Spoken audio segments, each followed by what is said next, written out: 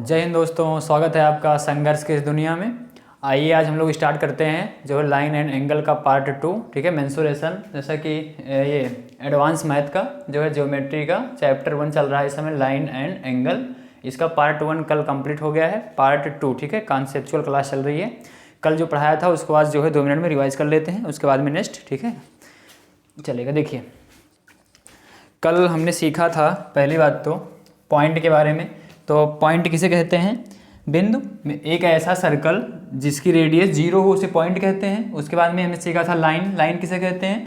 अनंत बिंदुओं को मिलाने से किसका निर्माण होता है? रेखा का निर्माण होता है। जल्दी से जो है रिवाइज कर लीजिए, ठीक है। रेखा का निर्माण होता है और ये जो है फिक्स नहीं होता है, ठीक है। इसको भी दोनों तरफ क्या करते हैं, बढ़ा जो है इसको बढ़ा सकते हैं। रेखाखंड किसे कहते थे? सेगमेंट किसे कहते थे? जिसका 2 फिक्स पॉइंट होता था, ठीक है। ये मतलब इसको हम बढ़ा नहीं सकते थे, ये सेगमेंट हो गया। इसके बाद में रेस के बारे में हमने सीखा था, किरण के बारे में। किरण क्या होता है? जिसका एक फिक्स पॉइंट होता है, दूसरा फिक्स पॉइंट नहीं होता है, दूसरी तरफ बढ़ा सकते हैं। ये किरण के बारे में कल हमने बताया था। उसके बाद में किरण के बाद देखो, एक होती है जो है प्रतिच्छेदित रेखा।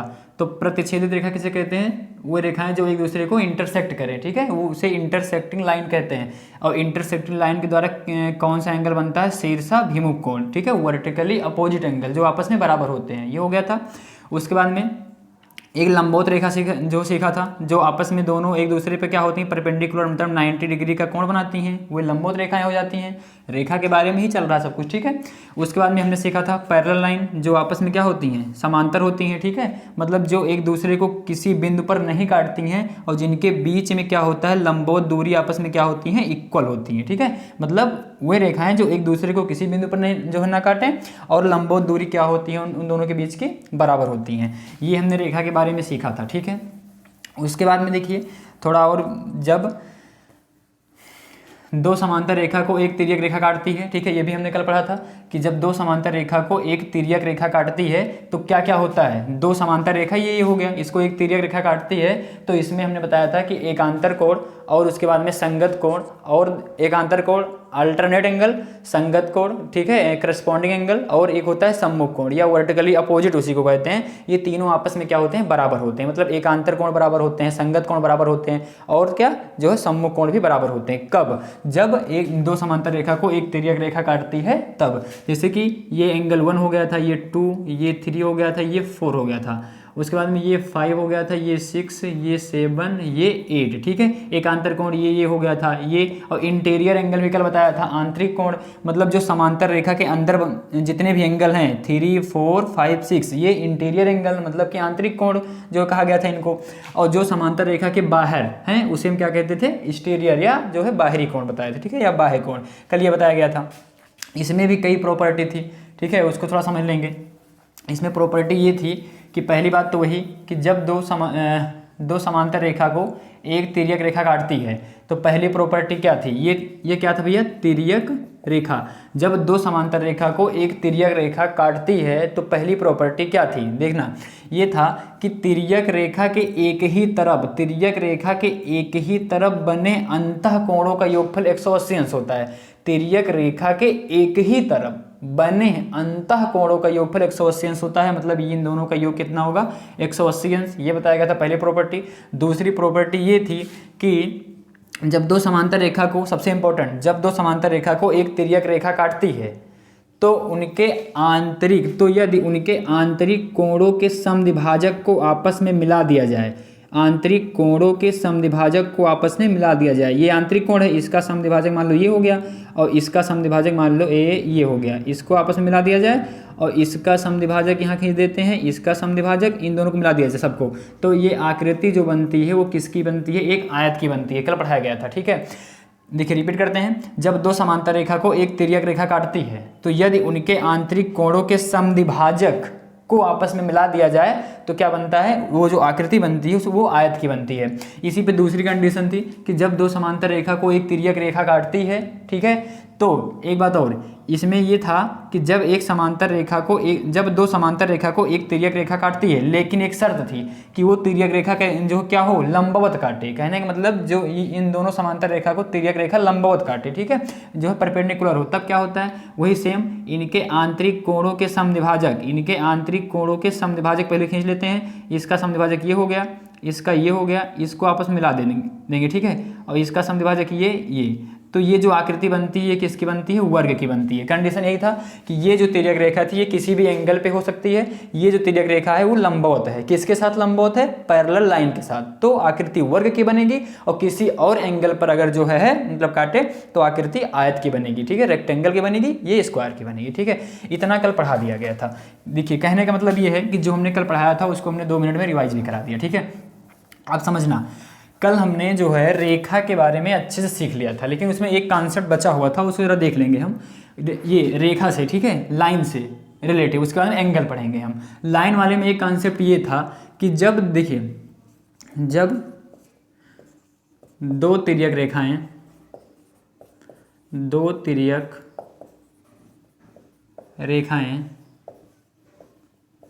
कई समांतर रेखाओं को प्रतिच्छेदित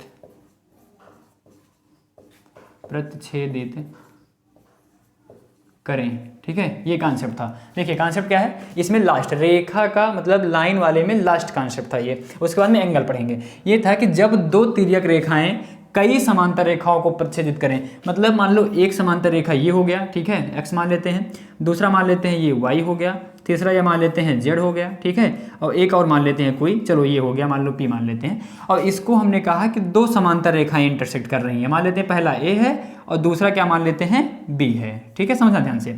हमने क्या कहा, देखो जो लिखा है स्टेटमेंट ना सेम वही है कि जब दो तिर्यक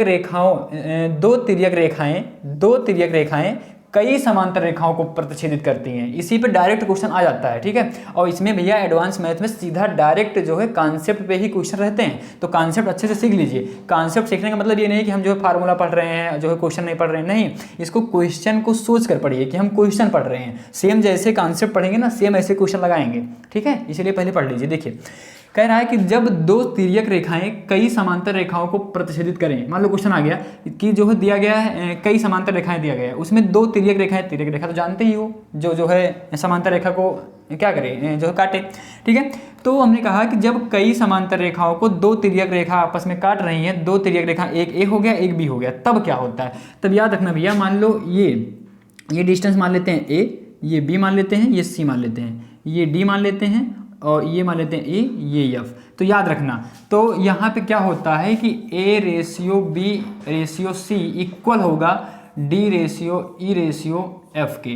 तो यही भैया कॉन्सेप्ट था, ठीक है। ये कॉन्सेप्ट यही था कि जब दो तिर्यक रेखाएं कई समांतर रेखाओं को आपस में प्रतिच्छेदित करें, तब क्या होगा कि A ratio B ratio C जो है ये इक्वल होगा D ratio E ratio F के। कहने का मतलब उसको अगर नहीं समझ में आ रहा है तो ये देखिए, जितनी डिस्टेंस मतलब ये होगी उतनी ही ये भी होगी, जितनी ये होगी उतनी ये भी होगी, जितनी ये होगी उतनी ये भी होगी। समझ में आया, ये था, तो इसको नोट कर लेना। समझ में आया होगा कि जब दो तिर्यक रेखाएं कई समांतर रेखाओं को आपस में प्रतिच्छेदित करें या काटती हैं तो क्या होता है, रेशियो जो है आपस में क्या होंगे, सब इक्वल होंगे, ठीक है। देखिए हमने रेखा के बारे में सीख लिया, इसके बाद में इसी में अब हम कोण के बारे में सीखेंगे। रेखा के बारे में जितना कॉन्सेप्ट था कल हमने बता दिया है, ठीक है। अब सीखेंगे एंगल मतलब कोण के बारे में। तो एंगल क्या होता है इसको जरा ध्यान से देखेंगे, कोण या इसी को कहेंगे एंगल, ठीक है। देखो कोण किसे कहते हैं भैया, दो रेखाओं, अब रेखा आप जान गए हैं, ठीक है, तो रेखा से ही एंगल बनेगा। दो रेखाओं को आपस में मिलाने से कोण का निर्माण होता है। अगर आपको लिखना होगा तो नोट्स में लिख लेना, ठीक है, हम बोल दे रहे हैं दो रेखाओं को आपस में मिलाने से किसका निर्माण होता है, एंगल या कोण का निर्माण होता है। जैसे कि मान लो भैया एक रेखा ये है, ए मान लेते हैं, ध्यान समझना, और एक रेखा ये है बी, ठीक है, ये बी है। इन दोनों को आपस में हम ओ पे मिला देते हैं, इन दोनों को मतलब रेखा ए को रेखा बी को हम क्या करते हैं, मिला देते हैं ओ पे। मिलाने का मतलब देखो, इसको आगे बढ़ाओ, इसके आगे, मतलब कि रेखा ए और रेखा बी को हम ओ पर क्या करते हैं, मिला देते हैं। और डिफिनेशन भी वही कहती है कि जब दो रेखाओं को आपस में मिला दें तब किसका निर्माण होता है, एंगल या कोण, थीटा। इसको हम थीटा से डिनोट करते हैं, या एंगल को हम ऐसे भी लिखते हैं। अगर हम इसको लिखना चाहें तो इसको हम लिख सकते हैं एंगल ए ओ बी, तब भी थीटा आएगा। मतलब थीटा को हम ए ओ बी भी लिख सकते हैं, और इसी को लिख सकते हैं एंगल बी ओ ए, तब भी थीटा। मतलब थीटा को हम किस प्रकार लिख सकते हैं इसको देखिए, समझ देखना। देखो थीटा बीच में है, ए ओ बी थीटा की बात कर रहे हैं, बी ओ ए, तब भी थीटा की बात कर रहे हैं। समझ में आया? एंगल को हम इससे डिनोट करते हैं और जो है अगर लिखना होगा तो ऐसे हम लिख सकते हैं, ठीक है। और हाँ, जिसके बारे में बात करेंगे वो बीच में रहेगा। देखो ये थीटा कहाँ पे, ओ पे है, तो ओ बीच में रहेगा। तो ये इतना एंगल के बारे में नॉलेज था, इसको जो है देख लेना। एंगल हो गया। अब इसके टाइप्स पढ़ लेंगे हम, ठीक है। देखो इसके टाइप से पढ़ेंगे। टाइप में नंबर 1 पहले ध्यान से देखना। टाइप में नंबर 1 जो है उसको हम पढ़ेंगे एक्यूट एंगल, या इसी को हम कहते हैं भैया न्यून कोण, ठीक है। न्यून कोण, या इसी को हम कहेंगे एक्यूट एंगल, ठीक है। समझ आना, एक्यूट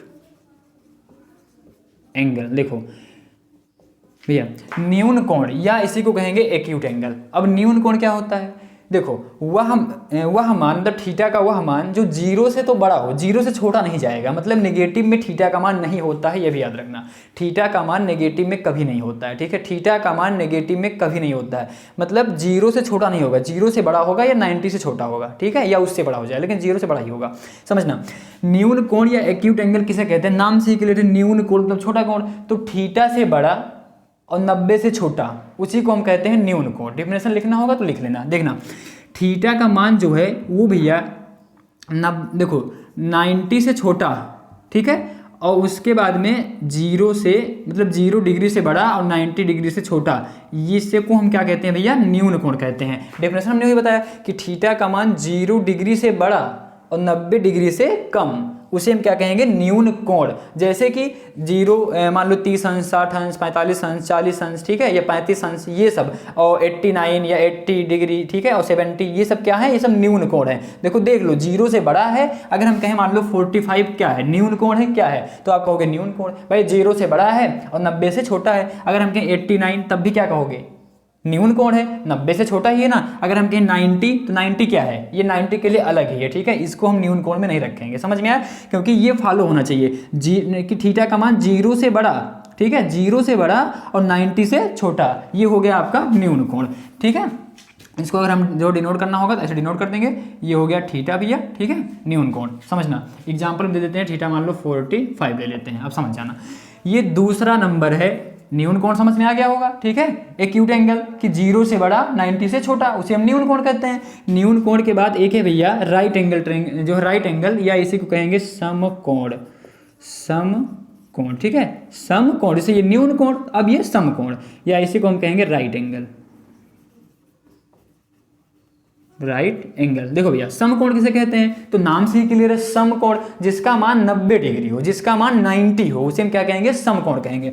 जैसे कि जिसका मान, मतलब थीटा का मान इसमें क्या होता है भैया? 90 डिग्री होता है, ये हो गया आपका समकोण। इसको डिनोट कैसे करेंगे? ये परपेंडिकुलर, ठीक है, ये हो गया 90 डिग्री, मतलब एक दूसरे पे क्या हो? लंब हो, और जब लंब होगा तभी वो 90 डिग्री का एंगल बनाएगा। तो पहले क्या था? न्यून कोण, मतलब थीटा का मान 0 से बड़ा हो, 90 से छोटा हो, ठीक है, ये हो गया आपका न्यून कोण। 0 से बड़ा, 90 से छोटा, जितने भी आएंगे सब जो है न्यून कोण में चले जाएंगे।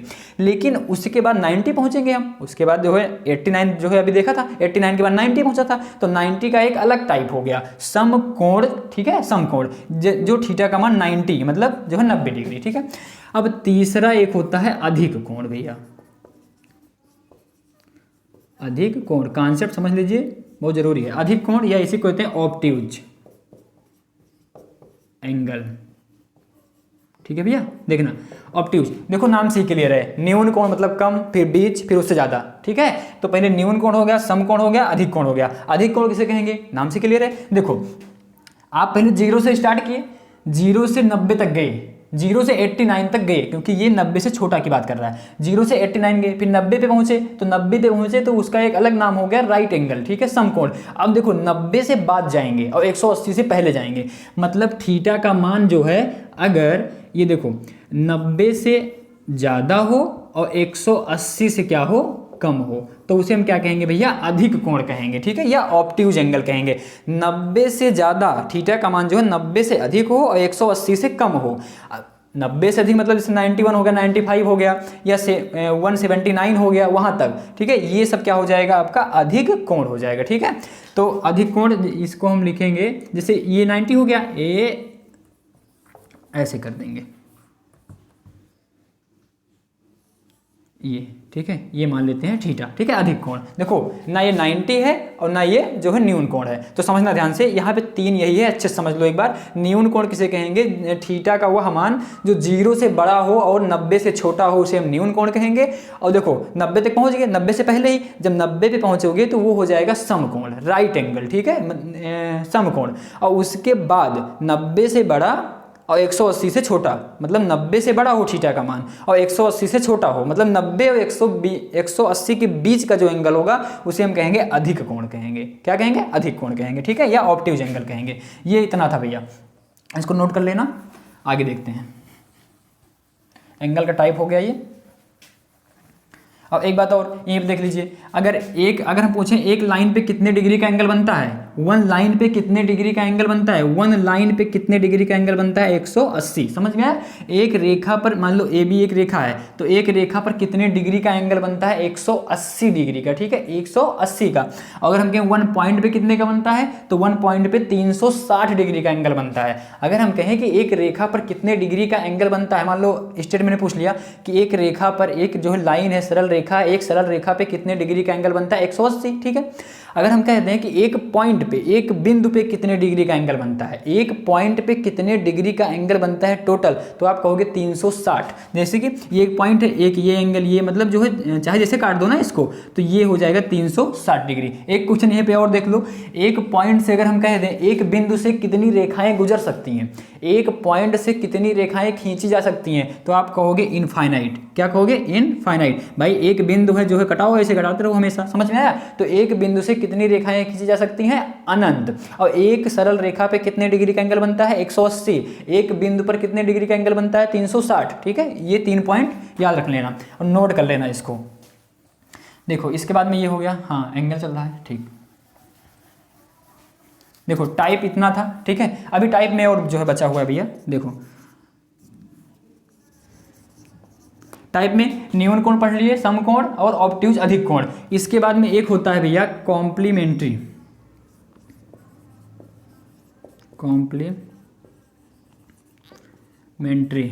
देखो कॉम्प्लीमेंट्री या इसी को हम कहेंगे, ध्यान समझना, कॉम्प्लीमेंट्री एंगल या इसी को हम कहेंगे पूरक कोण। पूरक कोण, ध्यान समझना, या इसी को हम कहेंगे कोटिपूरक। और इसी को हम कहेंगे लंब पूरक। 3 नाम है इसके, ठीक है। देखना कॉम्प्लीमेंट्री एंगल किसे कहेंगे? देखो कॉम्प्लीमेंट्री वे 2 एंगल जिनका योग क्या होता है? 90 डिग्री होता है। मतलब ऐसे 2 कोण जिसका योग क्या होता है? 90 डिग्री होता है, उसे हम क्या कहेंगे? कॉम्प्लीमेंट्री जो है एंगल कहेंगे, कॉम्प्लीमेंट्री एंगल लिख लेना। या इसी को हम कहेंगे पूरक कोण, या इसी को हम कहेंगे कोटि पूरक, इसी को हम कहेंगे लंब पूरक। तो ये भैया देखो हम डायग्राम समझा दे रहे हैं। जैसे ये हो गया, ठीक है, ये तो ये मान लो कोई लाइन है, तो यहाँ पे एक एंगल मान लेते हैं ये ए है या अल्फा है, और इसको मान लेते हैं बीटा है। तो अगर alpha plus beta equal 90 degree है, तो ये दोनों एंगल कौन से एंगल कहलाएंगे? पूरक कोण कहलाएंगे, या कोटि पूरक कहेंगे, या लंब पूरक कहेंगे। इसको नोट कर लेना। ऐसे 2 कोण जिनका योग 90 डिग्री है उन्हें हम क्या कहेंगे? पूरक कोण। अब ए कुछ भी हो सकता है, मान लो ये जो है 30 हो गया, ये 60 हो गया, मतलब दोनों का योग अगर 90 आ रहा है तो वो दोनों एंगल क्या कहलाएंगे? पूरक कोण कहलाएंगे। समझ में आया? पूरक कोण या कोटि पूरक या लंब पूरक। नाम से के लिए लंब पूरक, मतलब देखो एक दूसरे पर लंब है, ये 90 डिग्री कुल मिला के 90 डिग्री बनना चाहिए बस। अगर दोनों एंगल का योग सम अप टू एंगल अगर 90 डिग्री है तो उसे हम कहेंगे कि वो दोनों एंगल ए और बी दोनों क्या है? पूरक कोण कहेंगे, या इसी को कोटि पूरक कहेंगे, या इसी को लंब पूरक कहेंगे, या इसी को कॉम्प्लीमेंट्री एंगल कहेंगे। ठीक है, इतना हो गया। अब दूसरा समझना, ये 3 हो गया, ये 4 था। अब 5 नंबर देखेंगे। एक होता है सप्लीमेंट्री।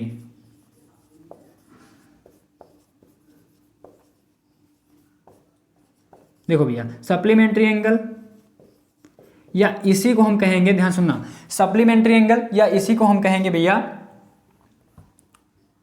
पूरक हो गया, कोटि पूरक, ये इसी को हम कहेंगे समपूरक। समपूरक कोण, इसी को हम कहेंगे सरल पूरक। सरल पूरक, इसी को हम कहेंगे ऋजु पूरक। जा है भैया, ठीक है, ऋजु पूरक। और एक नाम और था लेकिन छोड़ो उसको, समझना। देखो 3 इसमें भी याद रखना, ये सब कन्फ्यूज कर देता है और याद वाद कुछ नहीं करना, अभी सब याद हो जाएगा। देखना सप्लीमेंट्री एंगल किसे कहेंगे, बस इतना जान लो बस। सप्लीमेंट्री एंगल किसे कहेंगे, जब दो कोणों का योग 180 अंश हो। कॉम्प्लीमेंट्री 90 और इसमें सप्लीमेंट्री में 180, मतलब जब a प्लस बी इक्वल कितना हो, 180 अंश हो। मान लो कोई दो एंगल है दिया गया है, ए ऐसे मान लो, सरल रेखा बना देते ताकि समझ में आ जाए।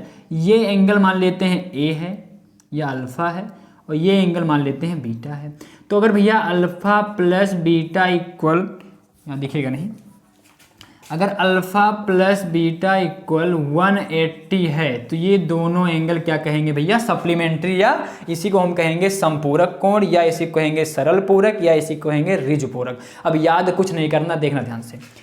कॉम्प्लीमेंट्री समझ में आया है, बस एक याद कर लो। कॉम्प्लीमेंट्री जब कभी भी लिखा हो कॉम्प्लीमेंट्री 90 समझ जाओ, सप्लीमेंट्री लिखा हो 180 समझ जाओ। कॉम्प्लीमेंट्री इसी को कहेंगे पूरक कोण, या इसी को कहेंगे कोटि पूरक, इसी को कहेंगे लंब पूरक। मतलब जब दोनों कोणों का योगफल 90 डिग्री हो तो उसे हम क्या कहेंगे भैया, कॉम्प्लीमेंट्री या पूरक, कोटि पूरक, लंब पूरक, ठीक है। इसके बाद सप्लीमेंट्री एंगल। सप्लीमेंट्री एंगल जब दोनों कोणों का योगफल अगर 180 डिग्री आ रहा है तो वो दोनों कोण आपस में क्या होंगे, सप्लीमेंट्री होंगे। इसी को हम समपूरक कहते हैं, पूरक समपूरक, ठीक है। इसी को हम समपूरक कहेंगे, इसी को हम सरल पूरक कहेंगे, इसी को हम ऋजु रेखीय पूरक कहेंगे। समझना, नाम से ही क्लियर है। अच्छा ये लाइन क्या है, इस लाइन को हम क्या कह सकते हैं, केवल इतना बताओ बस। अगर हम बात करें तो इस लाइन को हम क्या क्या कह सकते हैं, ये बताओ। क्या हम इसको सरल रेखा नहीं कह सकते हैं, सरल रेखा नहीं कह सकते हैं। इसको हम ऋजु रेखा नहीं कह सकते हैं, ऋजु रेखा नहीं कह सकते हैं, कह सकते हैं। समझ में आया। देखो हमने इसके पहले अभी बताया था कि एक सरल रेखा पे या एक लाइन पे कितने डिग्री का कोण बनता है, 180 अंश। तो यहाँ पे ये दोनों नाम अगर लिखा है, सरल पूरक लिखा है। पूरक मतलब जानते हो यहाँ से, ठीक है। पूरक मतलब 90, तो कन्फ्यूज मत होना। सरल पूरक कहा है, सरल पूरक मतलब कि एक सरल रेखा पे बना रहा है। तो एक सरल रेखा पे कितने डिग्री का एंगल बनता है, 180, समझ जाओ सप्लीमेंट्री है। लिखा है आप मान लो आ गया ऋजु पूरक, तो ऋजु क्या होता है, ऋजु रेखीय लाइन, मतलब एक सरल रेखीय लाइन, ठीक है, ऋजु रेखा में खींची गई है। तो ऋजु अगर लग गया ऋजु पूरक, तो ऋजु मतलब क्या, सरल रेखा। तो एक सरल रेखा पे कितने डिग्री कोण बनता है, 180 बनता है। तो ये तो यहाँ से भी जान जाओ कि सप्लीमेंट्री है। और समपूरक पूरक तो आपके दिमाग में फीड है कि पूरक मतलब जो है 90, तो समपूरक मतलब 180। समझ में आया। सप्लीमेंट्री किसे कहते हैं, जब दोनों कोणों का योगफल क्या हो, 180 अंश हो तो सप्लीमेंट्री हो जाएगा, और जब दोनों कोणों का योगफल 90 हो तो कॉम्प्लीमेंट्री हो जाएगा, पूरक समपूरक, ठीक है। ये नाम हमने बता दिया है, अच्छे से इसको याद कर लेना, ठीक है। ये था आपका इतना। उसके बाद में देखिए, इसको नोट करते चलिएगा भैया, नोट्स बना लीजिए एक, ताकि चैप्टर वाइज कॉन्सेप्ट आपका अच्छे से नोट रहे, कि जब हमें रिवीजन करना हो तो दिक्कत ना हो, ठीक है। देखिए अब इसमें क्या था अभी तक कि चैप्टर 1 जो चल रहा है लाइन एंड एंगल, तो रेखा के बारे में पूरा हमने कल सीख लिया था, और उसके बाद में जो है एंगल के बारे में आज सीखा है। इसके बाद जो कॉन्सेप्ट है इसके बाद में कल बताएंगे, ठीक है। ये तीनों पॉइंट नोट कर लेना भैया। अगर हम कहें एक बिंदु पे कितने डिग्री का कोण बनता है, तो आप कहोगे 360। एक बिंदु पर कितने डिग्री कोण बनता है, 360। अगर हम कहें वन लाइन पे कितने डिग्री का एंगल बनता है, तो आप कहोगे 180। समझ में, एक रेखा पे कितने डिग्री का कोण बनता है, 180। अगर हम कहें कि एक बिंदु से कितनी रेखाएं खींची जा सकती हैं, तो आप क्या कहोगे भैया, अनंत रेखाएं। क्या कहोगे, अनंत रेखाएं एक बिंदु से खींची जा सकती हैं, ठीक है। ये सब ध्यान देना। तो आज के लिए इतना है भैया, कल पार्ट 3 आएगा। ऐसा धीरे धीरे करके लाइन एंड एंगल का कॉन्सेप्ट हम कंप्लीट करेंगे धीरे धीरे ही। और उसके बाद में ये ज्योमेट्री में जितने एडवांस मैथ में जितना भी चैप्टर है, ज्योमेट्री अभी स्टार्ट किए हैं, ज्योमेट्री में जो कुछ भी आता है, जैसे लाइन एंड एंगल हो गया, सर्कल इसी में आ जाएगा, ठीक है, ट्रायंगल इसी में आ जाएगा। तो जितना सब कुछ आएगा ऐसे हम पार्ट वाइज, चैप्टर वाइज, ठीक है, कंप्लीट करेंगे। चैप्टर अभी 1 लाइन एंड एंगल चल रहा है, फिर चैप्टर 2 जो है लाइन एंड ट्रायंगल, ऐसे कुछ चलेगा, ठीक है। ये सब कॉन्सेप्ट अच्छे से जो है तैयार करवा देंगे और नोट करवा देंगे, नोट कर लेना और उसको तैयार करना अच्छे से, ठीक है। चलिए ठीक है, आज के लिए इतना ही, बाकी मिलते हैं नेक्स्ट वीडियो में। पसंद आया हो तो लाइक करिएगा भैया। चलिए धन्यवाद।